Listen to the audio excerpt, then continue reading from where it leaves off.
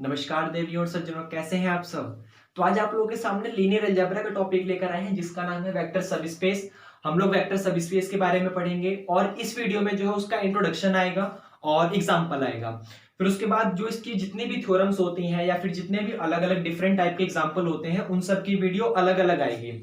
उसका रीजन ये है क्योंकि हो सकता है किसी बच्चे को कोई वीडियो देखनी है, सिर्फ थ्योरम देखनी है, तो वो थ्योरम देख के आगे स्किप कर जाएगा, उसे पूरा का पूरा वीडियो खोलने की जरूरत नहीं पड़ेगी। उसे जो पार्ट चाहिए वो पार्ट ऊपर ही मिलेगा उसे प्लेलिस्ट में, वहां पे जाए वो उसको देखे और फिर अपना आगे बढ़ जाए, उसको जो भी काम करना है। तो इसलिए इंट्रोडक्शन और एग्जाम्पल का अलग पार्ट आएगा जहां पर इस पार्ट में हम लोग आपको ये समझाएंगे कि किस चीज को वेक्टर सब स्पेस कहते हैं और उसके कुछ एग्जाम्पल करेंगे। फिर उसके बाद इसका जो सेकंड पार्ट होगा उसमें हम लोग, एक सेकंड प्लीज, ठीक है। तो उसका जो सेकंड पार्ट होगा उसमें हम लोग जो है उसके थ्योरम्स पढ़ेंगे। थर्ड पार्ट में भी शायद थ्योरम्स आएंगे, 3-4 थ्योरम है अलग अलग डिफरेंट डिफरेंट टाइप की, जो कि हमें उस बड़े से बड़े एग्जांपल को सॉल्व करने में बहुत आसानी देता है। क्योंकि हम लोग जिस चीज को हम लोग वेक्टर सब स्पेस को अपने इंट्रोडक्शन तरीके से करेंगे, बड़े से बड़े तरीके से करेंगे, उस चीज को वो थ्योरम्स बहुत जल्दी से कर देंगे। तो वो तो फायदा है ना। क्योंकि आप चलिए, जैसे मान लीजिए पेपर में आप गए हैं तो पेपर में आपको वो थ्योरम्स नहीं याद है, तो आप वेक्टर सब स्पेस लगाकर आएंगे, ठीक है, आपको पूरा नंबर मिलेगा क्योंकि आपने वेक्टर सब स्पेस को डेफिनेशन की मदद से करा है। लेकिन अगर आपके बगल में ही बैठा हुआ कोई बच्चा उसको थ्योरम्स की मदद से कर आएगा तो उसका ज्यादा अच्छा इंपैक्ट पड़ेगा। क्यों? क्योंकि मैथमेटिक्स थ्योरम को ज्यादा मानता है। वो कहता है कि आपकी अगर आपको वो थ्योरम्स पता थी तब आपने ये रिजल्ट लगाया, और उस थ्योरम्स को पता होने का मतलब ये है कि आपको उस वेक्टर सब स्पेस के बारे में छोटी से छोटी नॉलेज होगी, तभी तो आप थ्योरम्स लगा पाए। जब आपको वेक्टर सब स्पेस के बारे में नॉलेज है ही नहीं अच्छे से, जब आपको बिल्कुल मतलब इधर ऊपर ऊपर काम काम चलाओ पता है बस, तो फिर आप उसकी थ्योरम्स नहीं कर सकते। और अगर आपने थ्योरम्स कर दी, थ्योरम की मदद से आपने एग्जांपल कर दिए, तो उसका बेनिफिट यहाँ पे ये है कि आपको वेक्टर सबस्पेस की छोटी से छोटी खास बात बड़ी अच्छे तरीके से पता है। तो इसलिए आप भी कोशिश करा करिए कि चीजों को मैक्सिमम थ्योरम की मदद से करा करिए, बहुत फायदा होगा, बहुत नई नई चीजें सीखने को मिलेंगी। और अगर थ्योरम्स नहीं आती फिर तो इंट्रोडक्शन हमें आता ही है, थ्योरी तो हमें पता ही है, और थ्योरी की मदद से हम लोग किसी भी एग्जाम्पल को कर सकते हैं। वो मेथड थोड़ा सा लंबा होता है लेकिन बहुत आसान होता है, हम लोग को वही मेथड याद रहता है, जबकि थ्योरी बहुत कम याद होती है, जबकि इंट्रोडक्शन पार्ट हमें हमेशा याद रहता है। तो कोशिश करा करो कि जो आपके पास कोई भी एग्जांपल है उसको या तो इंट्रोडक्शन तरीके से करो, तो चलो ठीक है, वो इंट्रोडक्शन तरीके से 10% बोलूंगा मैं कि 10% क्वेश्चन को इंट्रोडक्शन वाले तरीके से, डेफिनेशन वाले तरीके से करा करो, बाकी 90% क्वेश्चन को थ्योरम की मदद से करा करो, बहुत अच्छा रहता है। ये आपको समझ आया? ज्यादा बोल दिया मैंने, चलिए कोई बात नहीं। चलिए ठीक, आइए स्टार्ट करते हैं वेक्टर सब स्पेस। तो वेक्टर सब स्पेस वाला टॉपिक स्टार्ट हो रहा है जिसके लिए वेक्टर स्पेस पढ़ना कंपलसरी है। अगर आपको वेक्टर स्पेस आता है तभी आप वेक्टर सब स्पेस समझ पाएंगे, वरना फिर से मैं वही बोलूंगा, रट्टाफिकेशन वाली काम चलेगी, कोई फायदा नहीं होगा। तो देखिए, let V be a vector space over the field F. ये तो आपको पता है कि जो वी होगा, कोई भी सेट आपके पास सामने वी है, अगर आप वो वेक्टर स्पेस है किसी फील्ड एफ के ऊपर, इसका मतलब ये है कि वो 10 की 10 प्रॉपर्टी सेटिस्फाई कर रहा होगा वेक्टर स्पेस वाली सेट वी, तभी मैंने उसको वेक्टर सेट बोला, अदरवाइज मैं उसको वेक्टर सेट नहीं बोलता। तो let V be a vector space over field F and W is a subset of V. और आपके सामने कोई भी एक सेट है डब्ल्यू जो कि वी का सबसेट है, ये आपको समझ आया? Then W is called a subspace, तब जाके आप डब्ल्यू को सब स्पेस कहेंगे वी का, ऑफ वी, क्योंकि वो क्योंकि वो वी का सबसेट है, इसलिए आप उसको डब्ल्यू को सब स्पेस कहेंगे वी का, if W is itself a vector space. अगर जो डब्ल्यू है वो खुद वेक्टर स्पेस हो। खुद वेक्टर स्पेस होने का मतलब वो खुद उन 10 की 10 प्रॉपर्टी को सेटिस्फाई कर रहा हो जो मेरे पास सेट वी कर रहा था। ये आपको समझ आया? ओवर एफ, ये तो आपको पता ही है, उसी एफ के ऊपर, उसी फील्ड के ऊपर करेगा। जो जैसे मान लीजिए आपके पास वी है, वी जो होता है फील्ड सेट एफ के ऊपर वेक्टर स्पेस बनाता है, तो डब्ल्यू भी उसी फील्ड एफ के ऊपर वेक्टर स्पेस बनाना चाहिए। कब? जब डब्ल्यू खुद एक वेक्टर स्पेस हो। खुद एक वेक्टर स्पेस होने का मतलब वो खुद उन वेक्टर स्पेस की 10 की 10 प्रॉपर्टी को सेटिस्फाई करता हो। ये आपको समझ आया? With respect to the operation of vector addition and scalar multiplication in V. ये देखिए, ये जो मैंने छोटा सा वर्ड लिख दिया इन वी, ये बड़े काम का वर्ड है। इसका मतलब ये है कि जो आपके पास वेक्टर एडिशन या फिर जो स्केलर मल्टीप्लिकेशन जो आपके पास वेक्टर एडिशन या फिर जो स्केलर मल्टीप्लिकेशन v में चल रहा था वही सारा का सारा आपके पास एडिशन, मतलब उसी तरीके से एडिशन और उसी तरीके से मल्टीप्लिकेशन आपका यहाँ w में भी चलेगा।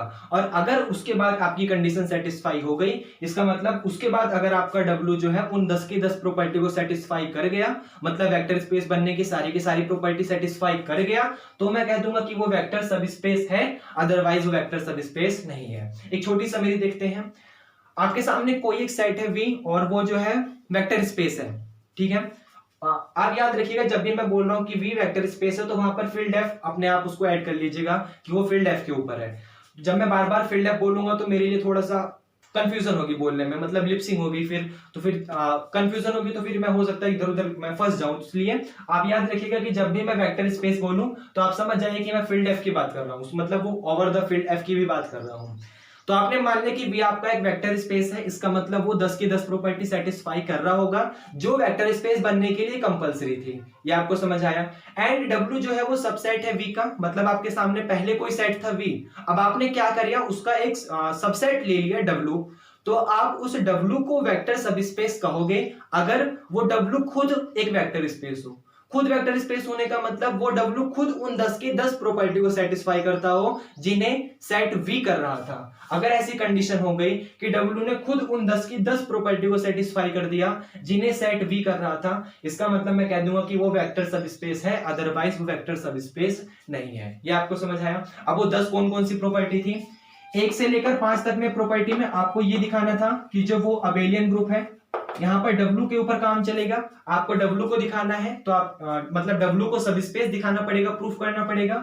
तो 1 से लेकर 5 तक में आप अबेलियन ग्रुप की प्रॉपर्टी प्रूफ करेंगे। इसका मतलब ये दिखाएंगे कि जो W होता है वो अबेलियन ग्रुप होता है। अबेलियन ग्रुप में कौन कौन सी प्रॉपर्टी आती है, पहली प्रॉपर्टी आती है क्लोजर लॉ की, दूसरी प्रॉपर्टी आती है एसोसिएटिव की, थर्ड नंबर की प्रॉपर्टी आती है आइडेंटिटी की, और फोर्थ नंबर की प्रॉपर्टी आती है इनवर्स की, फिफ्थ नंबर की प्रॉपर्टी आती है कॉम्यूटेटिव की। बिल्कुल बिल्कुल जवान पे होनी चाहिए, इतनी प्रैक्टिस करो इन चीजों की कि बिल्कुल पता होना चाहिए कि हाँ कहाँ क्या हो रहा है, कहाँ क्या हो रहा है। और ये सिर्फ मेरे लिए, मैं हमेशा बोलता हूँ, हर वीडियो में बोलता हूँ कि ये सिर्फ एक ही तरीके से आएगा जब प्रैक्टिस करोगे। हर चीज में माहिर इंसान तभी होता है जब उसकी प्रैक्टिस करता है। तो W आपके पास, W जो होगा वेक्टर सबस्पेस होगा अगर वो अबेलियन ग्रुप हो with respect to addition operation, मतलब W जो होगा प्लस वाले के साथ अबेलियन ग्रुप होना चाहिए, तभी वेक्टर स्पेस का पार्ट बनेगा, वरना नहीं बनेगा। तो सबसे पहली कंडीशन कि W प्लस आपका अबेलियन होना चाहिए। उसके बाद 6th नंबर की प्रॉपर्टी थी कि आपका स्केलर मल्टीप्लिकेशन। स्केलर मल्टीप्लिकेशन का मतलब मैं थोड़ा सा रफ कर दूं। स्केलर मल्टीप्लिकेशन का मतलब ये था कि मान लीजिए कोई भी एक एलिमेंट है A जो कि बिलोंग कर रहा है फील्ड के एलिमेंट से, और कोई एक अनदर एलिमेंट है अल्फा, जो अनदर मतलब सेम भी हो सकता है, अनदर वो तो जैसा हो सेट के अंदर जैसा एलिमेंट होगा, कोई एक एलिमेंट है आपके पास अल्फा जो कि बिलोंग कर रहा है W से।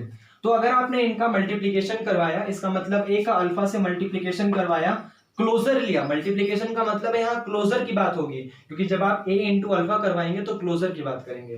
तो जब आप यहाँ पे A अल्फा करवाएंगे, मल्टीप्लिकेशन करवाएंगे, तो रिजल्ट आपका वेक्टर में ही होना चाहिए, इसका मतलब W ही होना चाहिए, क्योंकि आप W के ऊपर काम कर रहे हैं यहाँ पर, तो आपका वेक्टर वाला ही वो आना चाहिए, वेक्टर का पार्ट ही होना चाहिए। और अगर ये कंडीशन सेटिस्फाई हो गई तो आपका स्केलर मल्टीप्लिकेशन होगा, अदरवाइज नहीं। क्यों? क्योंकि आप स्केलर की मल्टीप्लाई कर रहे हैं एक वेक्टर में, इसलिए मैंने बोला कि स्केलर मल्टीप्लिकेशन। ये आपको समझ है।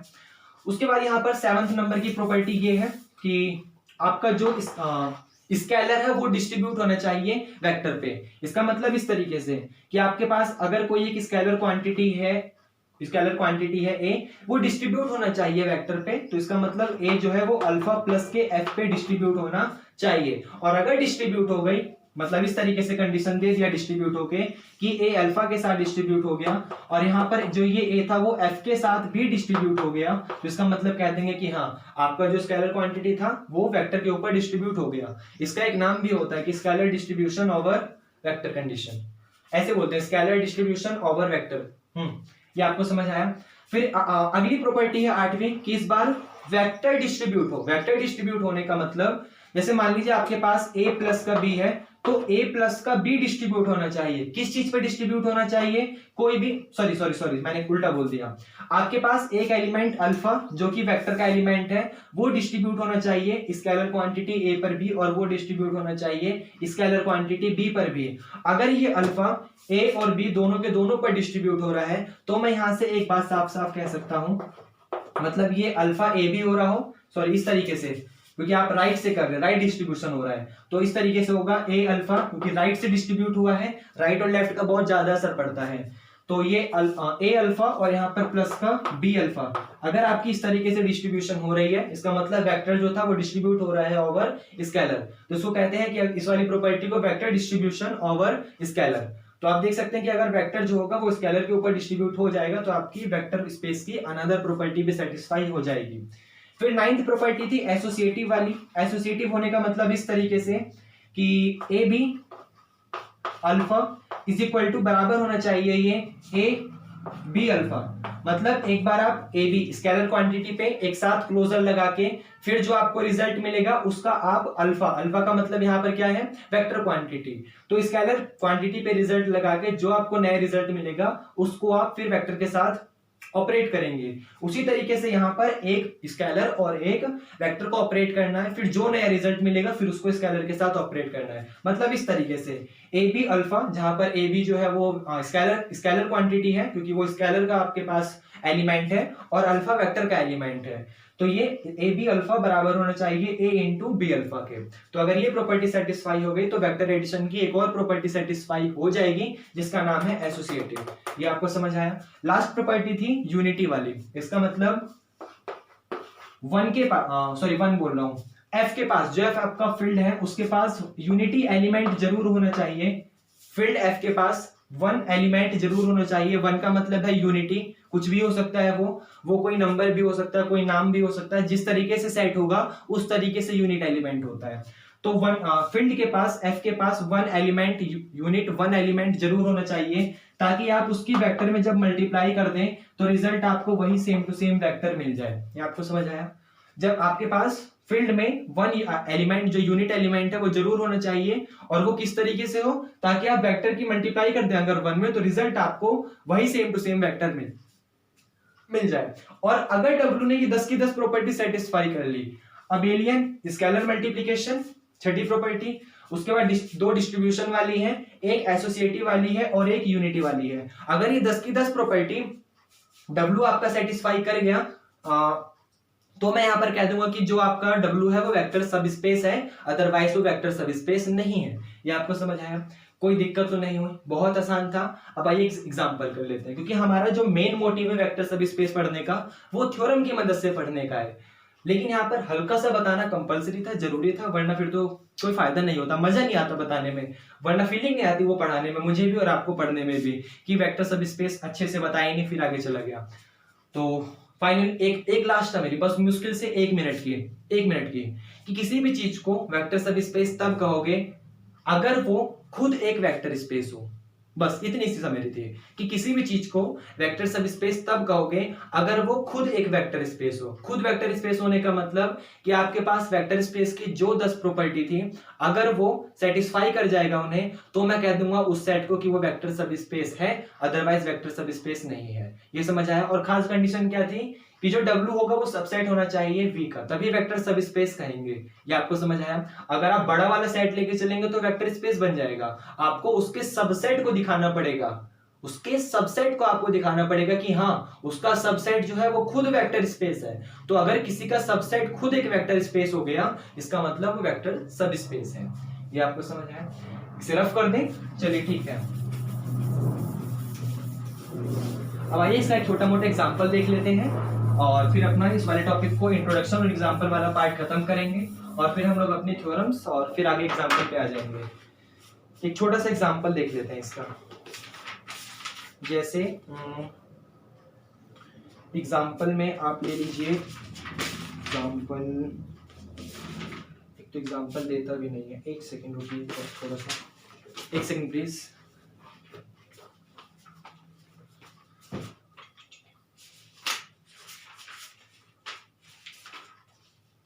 चलिए ठीक है, ये मिल गया।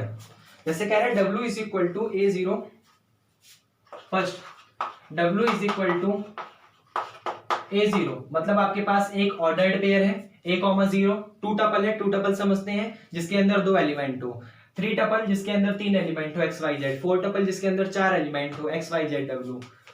हाँ, इसको 3D 4D भी बोल सकते हो, ठीक है, ठीक है, 3D 4D भी बोल सकते हो।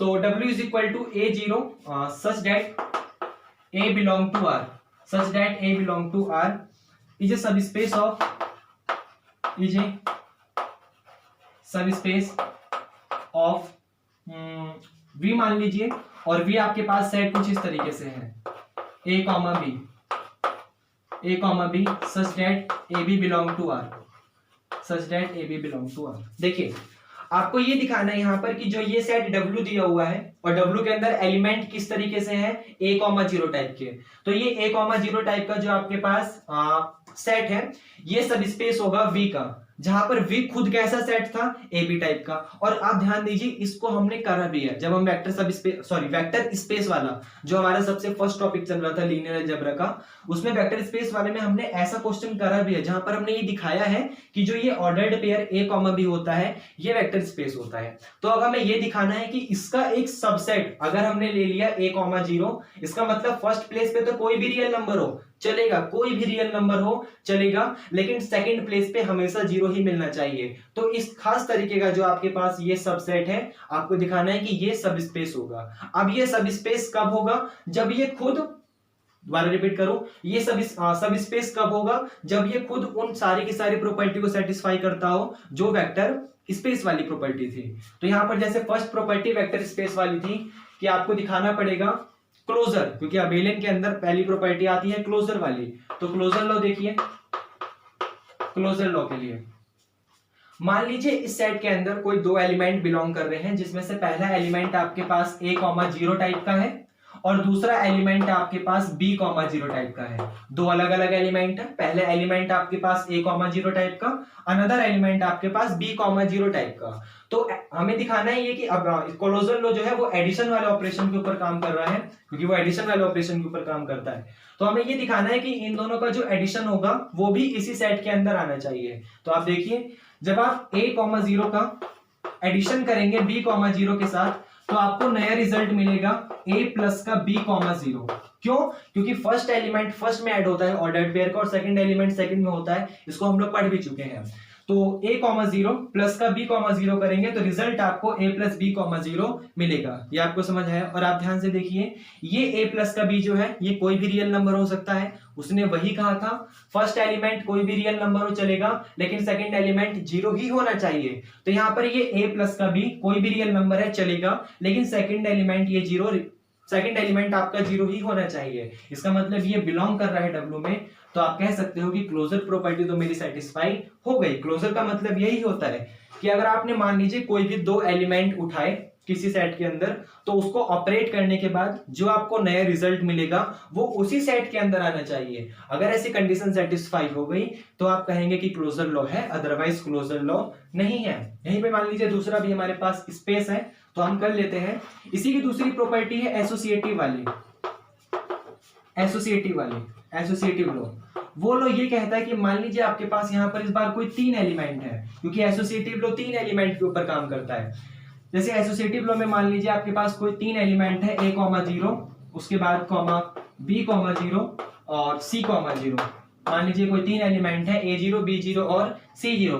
तो इनके ऊपर ऑपरेट करना है और ऑपरेट कुछ इस खास तरीके से होता है कि पहले आप शुरू के 2 एलिमेंट को ऐड करेंगे, इसका मतलब A0 में ऐड करेंगे B0, फिर जो आपको नया रिजल्ट मिलेगा आप उसे ऐड कर दीजिएगा C,0 पे। वो बराबर आना चाहिए आपका। यहां पर इस तरफ आप पहले B0 और फिर C0 को ऑपरेट करेंगे। ऑपरेट करने के बाद आपको जो नया रिजल्ट मिलेगा उसे A0 के साथ ऑपरेट करना है। और अगर ये दोनों आपके पास कंडीशन इक्वल आई तो आप कहोगे कि ये एसोसिएटिव है, अदरवाइज एसोसिएटिव नहीं है। तो देखिए यहां पर ऑपरेट करने पे आपको मिलेगा A प्लस का B, 0 प्लस का बाहर की तरफ C,0 तो लिखा ही हुआ है, ये बराबर आएगा आपका। पहले इसको ऑपरेट करिए, तो इसको ऑपरेट करने पर ये वाला A,0 तो सेम टू सेम है, यहां पर जब आप इसको ऑपरेट करेंगे तो इसको ऑपरेट करने पर B0 को C0 के साथ ऑपरेट करना है, तो आपको रिजल्ट मिल जाएगा B प्लस का C,0। ये आपको समझ आया, क्योंकि आप जब ऑपरेट करोगे तो यहां पर फर्स्ट एलिमेंट फर्स्ट में ऐड होगा, तो आपका इसी तरीके से ऐड होगा कि B में C, तो मिल जाएगा B प्लस C।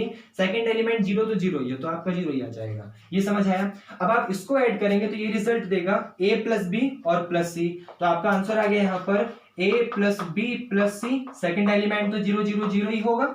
उसी तरीके से यहां पर देखिए पहले A लिखा हुआ है, तो ये आ जाएगा, आप A में ऐड कर रहे हैं B प्लस का C, तो ये मिल जाएगा A प्लस का B प्लस का C, 0। ये आपको समझ आया। तो ये देखिए दोनों एलिमेंट आपका बराबर आ गया, इसका मतलब एसोसिएटिव लॉ आपका सेटिस्फाई हो गया है। ये आपको समझ आया।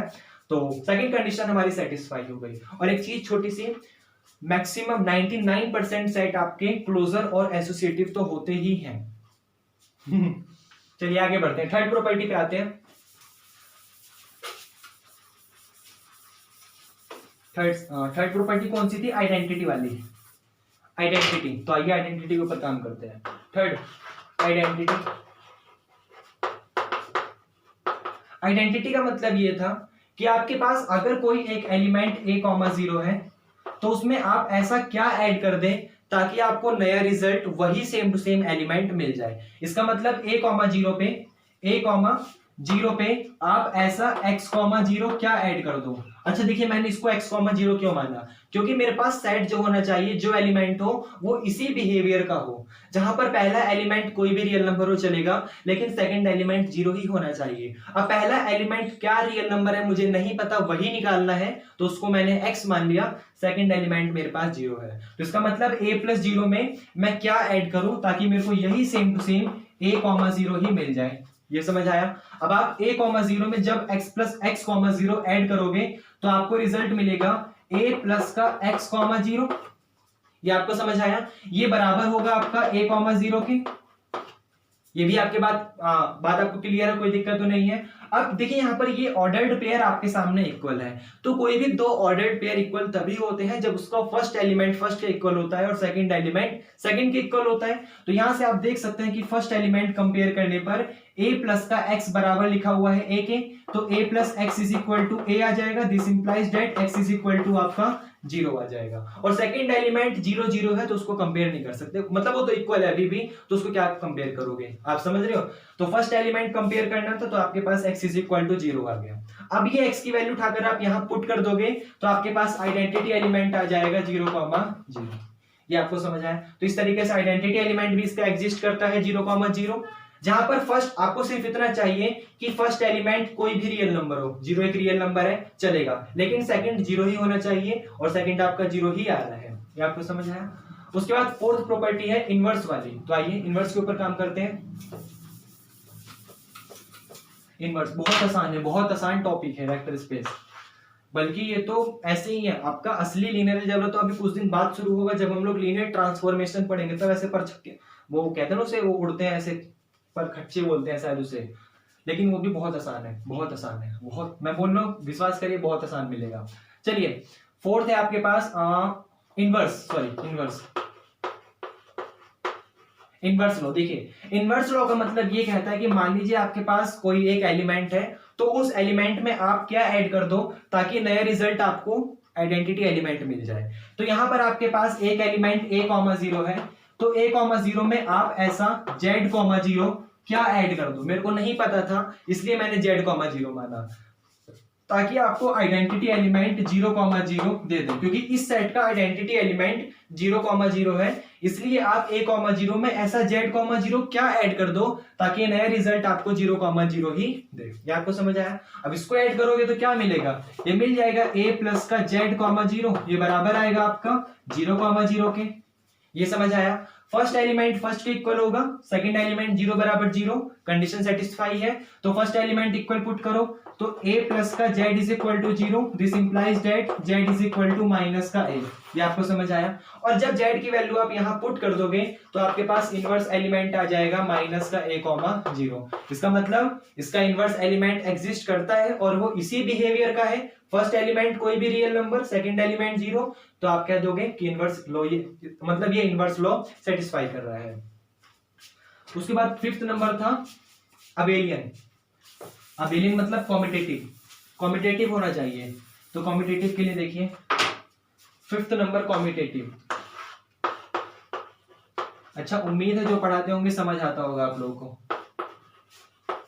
कॉम्पिटेटिव, कॉम्पिटेटिव लो, देखिए कॉम्पिटेटिव का मतलब क्या होता है कि आप नंबर को अपोजिट कर देंगे, अपोजिट बोलना सही रहेगा, रिवर्स, रिवर्स कर देंगे उस नंबर को, मतलब आप एलिमेंट्स को रिवर्स कर देंगे। जैसे मान लीजिए आपके पास एक एलिमेंट a,0 है इस सेट के हिसाब से, और अनदर एलिमेंट आपके पास b,0 है। तो जब आप, क्योंकि एडिशन वाला ऑपरेशन चल रहा है, तो जब आप इनको ऐड करेंगे तो ऐड करने का मतलब रिवर्स कर देंगे। रिवर्स करने के लिए a,0 को रिप्लेस कर देंगे b,0 से, और b,0 को रिप्लेस कर दोगे a,0 से। और अगर रिप्लेस करने के बाद आपका दोनों बराबर आता है, इक्वल आता है, तो आप कहोगे कि वो कॉम्पिटेटिव लॉ सेटिस्फाई कर रहा है, अदरवाइज वो कॉम्पिटेटिव लॉ सेटिस्फाई नहीं करेगा। इसका मतलब a,0 में जब आप ऐड करोगे b,0 और वो बराबर आएगा b,0 में जब ऐड करोगे a,0, अगर ऐसी कंडीशन आपकी हुई तो आप कहोगे कि वो कॉम्पिटेटिव लॉ है, अदरवाइज कॉम्पिटेटिव लॉ नहीं है। तो आइए देखिए, जब a,0 में b,0 ऐड करोगे तो फर्स्ट एलिमेंट फर्स्ट में ऐड होकर ये आपको मिल जाएगा a प्लस का b,0। ये आपको समझ आया। उसी तरीके से ये बराबर आ जाएगा यहाँ पर, जब आप b में a ऐड करोगे तो ये मिल जाएगा आपको b प्लस का a,0। ये भी आपको समझ आया। अब आप ध्यान से देखिए, a प्लस का b प्लस, यहाँ a प्लस बी लिखा हुआ है, यहाँ b प्लस a लिखा हुआ है। और ध्यान से देखिए, चाहे ये a हो, चाहे ये b हो, चाहे कोई भी एलिमेंट हो a और b, वो रियल नंबर को बिलोंग कर रहा है। और रियल नंबर कॉम्पिटेटिव होता है, रियल नंबर जो होता है कॉम्पिटेटिव होता है। हम लोगों ने पढ़ा इसे, चाहे हम लोग एब्स्ट्रैक्ट अलजेब्रा पढ़ रहे थे वहां पर भी हम लोगों ने पढ़ा हुआ है। और आप जनरली अगर जनरल सेंस करेंगे तो सोच भी सकते हैं कि जब आप दो नंबर को आगे पीछे करके जोड़ेंगे किसी भी रियल नंबर को, तो वो वही सेम नंबर देगा। इसका मतलब because of real number, real REAL, real number a plus B equal to B plus A. आपका a प्लस बी जो है वो b प्लस ए के बराबर होता है। इसका मतलब ये दोनों ऑर्डर्ड पेयर आपस में बराबर है। आप b प्लस ए को a प्लस बी से क्या बोलते हैं उसको, b प्लस ए को a प्लस बी से रिप्लेस कर सकते हो। तो रिप्लेस करने के लिए ये हो जाएगा a प्लस बी कॉमा 0 आपका बराबर हो जाएगा a प्लस बी कॉमा 0 के, और आपकी ये कंडीशन सेटिस्फाई हो गई। इसका मतलब ये कॉम्पिटेटिव लॉ है। अब आप ध्यान से देखिए, जो आपके पास ये a,0 चल रहा था वो 5 प्रॉपर्टी सेटिस्फाई कर गया। जहां पर पहली प्रॉपर्टी हम लोगों ने क्लोजर वाली दिखाई थी, सेकंड प्रॉपर्टी हम लोगों ने एसोसिएटिव वाली दिखाई थी, थर्ड प्रॉपर्टी हम लोगों ने आइडेंटिटी वाली दिखाई थी, फोर्थ प्रॉपर्टी हम लोगों ने इनवर्स वाली दिखाई थी, और फिफ्थ प्रॉपर्टी हम लोगों ने कॉम्पिटेटिव वाली दिखाई थी। ये 5 प्रॉपर्टी सेटिस्फाई हो गई। इसका मतलब वो वेक्टर क्या बोलते हैं, अबेलियन ग्रुप को सेटिस्फाई कर गया। समझ रहे हैं, 5 प्रॉपर्टी सेटिस्फाई ये अबेलियन ग्रुप की थी। इसका मतलब ये जो आपका, एक सेकंड इसको लिख दें, लिख के समझाएंगे ज्यादा समझ आएगा। मुंह से बोल देंगे तो हो सकता है आपका ध्यान कहीं और हो और आप ना सुन पाए। तो देखिए लिख के समझाते हैं, क्योंकि जो आपका ये W था वो 5 प्रॉपर्टी सेटिस्फाई कर गया। कौन कौन सी, अबेलियन ग्रुप वाली सारी प्रॉपर्टी, अबेलियन ग्रुप वाली प्रॉपर्टी को सेटिस्फाई कर गया with respect two plus operation. ये आपको समझ आया। तो 5 प्रॉपर्टी तो सेटिस्फाई हो गई, अभी 5 और बची हैं उसको वेक्टर स्पेस बनने में। तो देखिए छठी प्रॉपर्टी आपके पास कौन सी थी, स्केलर मल्टीप्लिकेशन वाली। तो कोई भी नंबर मान लीजिए, जैसे मान लीजिए x आपके पास कोई एक नंबर है जो कि रियल नंबर को बिलोंग कर रहा है, क्योंकि ये इसने बोला हुआ है यहाँ पर। नहीं भी बोला हुआ तो आपके पास जो फील्ड होगा, अगर देखिए मैं एक छोटी सी चीज आपको बता दूं कि जब सामने वाला बंदा आपको फील्ड के लिए कुछ ना बोले, वो ना बोले कि फील्ड जो है वो कौन सा सेट है, मतलब वेक्टर स्पेस जो ये W आपके पास वेक्टर सब स्पेस बनेगा, या फिर V आपके पास जो वेक्टर स्पेस है वो किस सेट के ऊपर, समझ रहे हो ना, किस सेट के ऊपर वेक्टर स्पेस या वेक्टर सब स्पेस बनेगा, वो सेट अगर आपको ना दे तो आप रियल नंबर मान के चलोगे। क्यों? क्योंकि ये सारा का सारा काम जो है यूनिवर्स वो रियल में हो रहा है। आप समझ रहे हो, मतलब वो रियलिटी है, वो रियल में होता है। सारे के सारे नंबर जो होते हैं वो रियल में आ जाते हैं, इसलिए आप उसके फील्ड को रियल नंबर मान के चलोगे। ये पेपर वाइज था, इसमें कुछ समझाने वाला नहीं है कि क्यों मानोगे। रियल नंबर नहीं देगा तो आप रियल नंबर मान के चलोगे। वो उसके ऐसी लिख भी देता है, जब आप किसी भी बुक को पढ़ोगे, मैंने उसको ऐसा शायद बोला भी है जब वेक्टर स्पेस पढ़ा रहा था तो कि अगर आपके सामने फील्ड वाला सेट ना दे तो आप उसको रियल नंबर ही आप मान के चलते हो, लेट करके चलोगे। तो यहाँ पर जो है x वो बिलोंग कर रहा है रियल नंबर को, मान लीजिए। और ये जो आपके पास W है वो a,0 है। तो आपको ये दिखाना है कि जो ये x इंटू ये a कॉमा 0 होगा, ये भी बिलोंग करना चाहिए w को। तो ध्यान से देखिए, आप x की मल्टीप्लाई करोगे a में तो ये आपको xa देगा, कॉमा x की करोगे 0 में तो आपको x 0 में 0 दे देगा। और देखिए ये बिलोंग कर रहे w में, क्यों? क्योंकि फर्स्ट एलिमेंट कोई भी रियल नंबर हो चलेगा, सेकंड एलिमेंट 0 ही होना चाहिए, और वही कंडीशन आपको मिल रही है। इसका मतलब ये स्केलर मल्टीप्लिकेशन तो है। ये आपको समझ आया? उसके बाद सेवंथ प्रॉपर्टी देखते हैं, सेवंथ नंबर की। बहुत आसान है, बहुत आसान। सेवंथ नंबर की प्रॉपर्टी देखिए, कौन सी प्रॉपर्टी थी? अच्छा, स्केलर डिस्ट्रीब्यूट होगा वेक्टर पे। तो आप देखिए इस तरीके से कि मान लीजिए अल्फा प्लस बीटा, इस तरीके से, जैसे यहां पर उसने बोला हुआ है कि a कॉमा 0 और b कॉमा 0 मान लीजिए कोई दो आपके पास एलिमेंट है w के, और कोई एक अनदर एलिमेंट मान लीजिए x, आपको ये अनदर एलिमेंट मान लीजिए। तो आपको ये दिखाना है कि जो ये x है वो इस पर और इस पर डिस्ट्रीब्यूट होगा, जहां पर x बिलोंग कर रहा है फील्ड का एलिमेंट है, मतलब x f को बिलोंग कर रहा है। तो आपको ये दिखाना है कि जो x, इसको अगर w1 बोल दूं, इसको w2 बोल दूं, तो मैं इस तरीके से लिखूंगा कि x जो है वो w1 उसके बाद प्लस w2 पर डिस्ट्रीब्यूट हो रहा है। डिस्ट्रीब्यूट होने का मतलब ये x w1 के साथ अलग चला जाएगा और ये x w2 के साथ अलग चला जाएगा। ये आपको समझ आया? तो इस तरीके से डिस्ट्रीब्यूशन लो बोला जाएगा कि डिस्ट्रीब्यूट हो रहा है कौन? स्केलर, किस पर? वेक्टर पे। तो देखिए कैसे करोगे आप उसको।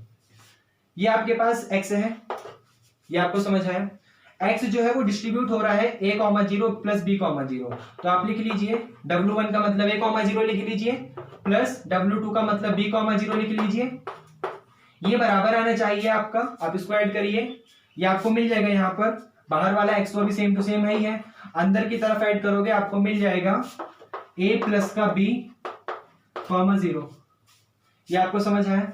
a प्लस का b कॉमा 0 ये आपको मिल जाएगा। अब देखिए ये x इसके साथ डिस्ट्रीब्यूट होगा और ये x 0 के साथ जाएगा, मतलब मल्टीप्लिकेशन होगी, स्केलर मल्टीप्लिकेशन हो गई, क्योंकि ये पूरा अब एक वेक्टर बन चुका है। तो जब ये पूरा एक वेक्टर बन चुका है तो आपके पास बचा क्या? ये स्केलर बचा। इसका मतलब आप स्केलर की मल्टीप्लाई करोगे तो आपको रिजल्ट देगा x इंटू a प्लस का b कॉमा 0। तो ये आपको देगा x की a प्लस b में करोगे तो मिल जाएगा आपको x a प्लस का x b कॉमा x की 0 में करोगे तो आपको मिल जाएगा 0। ये आपको समझ आया? अब ध्यान से देखिए, इस वाले को ब्रेक करा जा सकता है। कैसे? x a कॉमा 0 प्लस का x b कॉमा 0। क्यों? क्योंकि जब आप इसके फर्स्ट एलिमेंट xa और इसके फर्स्ट एलिमेंट xb को जोड़ोगे तो आपको यही xa प्लस xb मिल जाएगा, और सेकंड एलिमेंट 0 और 0 का सम तो 0 ही देता है। इसका मतलब मैंने इसको ब्रेक कर दिया एक खास तरीके से, जहां पर फर्स्ट एलिमेंट xa अलग कर दिया और सेकंड एलिमेंट xb अलग कर दिया, और 0 और 0 तो आपके पास 0 ही रह जाएगा। ये समझ आया? अब यहां से देखिए xa कॉमा 0 से x कॉमन आ सकता है। जब मैं यहां लिख देता हूं, मान लीजिए यहां लिख देता हूं, तो x a कॉमा 0 से जब आप x कॉमन ले लेंगे तो अंदर आपके पास बचेगा a कॉमा 0। फिर उसी तरीके से यहां पर प्लस तो आपके पास सेम टू सेम ही है। आप x b कॉमा 0 में से जब x कॉमन ले लेंगे तो आपके पास अंदर बचेगा b कॉमा 0। ये आप समझ रहे हो? और आपको यही तो प्रूफ करना था कि x के साथ w1 का मतलब क्या है? a कॉमा 0, x के साथ w2 का मतलब क्या है? b comma 0। और आपने इसको प्रूफ कर दिया। तो प्रूफ करने का सिंपल सा मतलब है कि आपके पास ये सेवंथ प्रॉपर्टी सेटिस्फाई हो गई, स्केलर डिस्ट्रीब्यूशन वाली प्रॉपर्टी सेटिस्फाई हो गई। इसी तरीके से वेक्टर डिस्ट्रीब्यूशन, ये लेंथी प्रोसेस है। मैं दोबारा रिपीट कर दूं, ये प्रोसेस लेंथी होता है। जो हम लोग इंट्रोडक्शन में पढ़ते हैं, डेफिनेशन में पढ़ते हैं, जो चीजें हम लोग थ्योरम में पढ़ते हैं वो बहुत इजीली होता है, क्योंकि वो एक स्टेप में दिखा देना होता है कि हाँ ये हो रहा है तो ये होगा, ये हो रहा है तो ये होगा। प्रूफ उसका करते ही है, तो प्रूफ की मदद से फिर उसको बड़ी आसानी से कर सकते हैं। तो आइए अभी तो ये अपना खत्म करते हैं इसे। एट्थ नंबर की प्रॉपर्टी है कि जो आपका वेक्टर होगा वो डिस्ट्रीब्यूट होना चाहिए। इसका मतलब मान लीजिए a कॉमा b आपके पास अगर फील्ड f के एलिमेंट है, या ऐसे मान लीजिए कि x कॉमा y अगर आपके पास फील्ड f के एलिमेंट है, और ये a कॉमा 0 आपके पास w1 है। w1 का मतलब वेक्टर की बात कर रहा हूं मैं। तो x प्लस के y पर w डिस्ट्रीब्यूट होना चाहिए राइट से, w1 डिस्ट्रीब्यूट होना चाहिए राइट से। तो आपको मिल जाएगा ये x इंटू w1 प्लस का x इंटू w2। अगर आपको ऐसी कंडीशन मिल रही है तो आप कह दोगे कि हाँ डिस्ट्रीब्यूट हो रहा है वेक्टर, स्केलर पे, अदरवाइज फिर डिस्ट्रीब्यूट नहीं हो रहा। तो आइए देखते हैं। x प्लस वाई आपका सेम है, W1 की एक वैल्यू है a,0, आपने मान लीजिए यहां पर पुट कर दिया, तो इसका मतलब है a,0 ये x पर डिस्ट्रीब्यूट होगा, a,0 y पर डिस्ट्रीब्यूट होगा, ये तो हो गया। तो आपके पास आ गया x इंटू a,0 और यहां पर आ गया प्लस का y इंटू a,0, क्योंकि a,0 x पर भी डिस्ट्रीब्यूट हुआ और a,0 y पर भी डिस्ट्रीब्यूट हुआ, तो simple x into a,0 y into a,0, यहाँ पे तो कुछ भी नहीं था, बड़ी आसानी से प्रूफ हो गया। 8वां, 9th प्रॉपर्टी कौन सी है? एसोसिएटिव वाली। तो देखिए एसोसिएटिव, 9th प्रॉपर्टी एसोसिएटिव,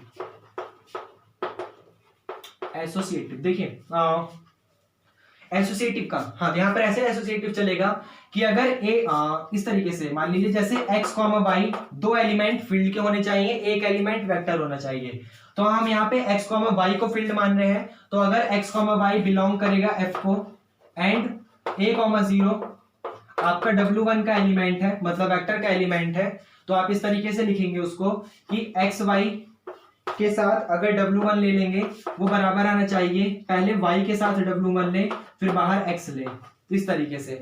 तो देखिए यहां पर ये आप इसको फिल करेंगे, जब मतलब वैल्यू पुट करेंगे W1 की, तो x, y W1 की वैल्यू है आपके पास a,0 बराबर आना चाहिए x, y आपके पास सेम W1 की वैल्यू है a,0, ये आपको समझ आया?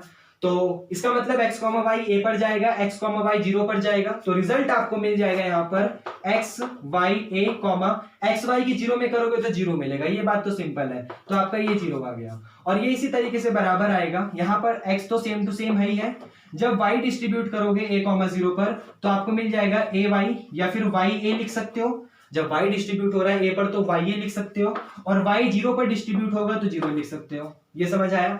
और देखिए अभी x भी डिस्ट्रीब्यूट होगा इस पे, तो इस x जब मल्टीप्लीकेशन मल्टीप्लाई होगी तो ये हो जाएगा x y, क्योंकि x y a पे होगा तो आपको मिल जाएगा x y a, और x जब 0 पे होगा तो आपको मिल जाएगा 0, और ये x y a, 0 बराबर आ गया x y a, 0, इसका मतलब एसोसिएटिव तो है, ये आपको समझ आया? लास्ट प्रॉपर्टी यूनिटी वाली, तो देखिए